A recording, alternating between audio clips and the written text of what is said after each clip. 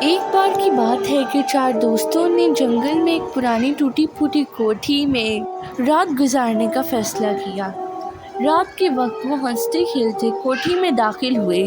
اندر گھپ اندھیرا اور عجیب سی بدبو تھی۔ انہوں نے موبائل کی ٹارچ جلائی اور تفتیش کرنا شروع کر دی۔ کچھ دیر بعد علی نے کہا، یار عجیب بات ہے، ہم 4 ہیں لیکن ہمارے سائے 5 ہیں۔ سب نے حیرت سے زمین پر نظر ڈالی۔ واقعی ایک سایہ اضافی تھا۔ وہ سایہ ان میں سے کسی کا نہیں تھا۔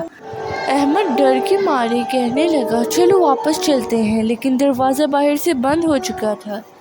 زین نے ٹارچ دیوار پر ڈالی تو دیکھا وہاں خون سے لکھا تھا، دوست ہمیشہ ساتھ رہتے ہیں، چاہے زندہ ہوں یا مردہ۔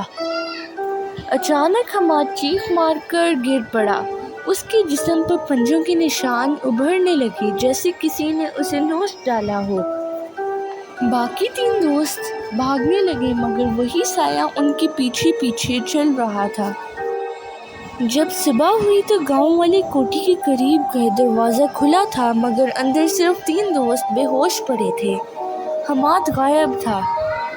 لیکن جب انہوں نے سورج کی روشنی میں ان تینوں کے سائے دیکھے تو پھر بھی 4 سائے موجود تھے۔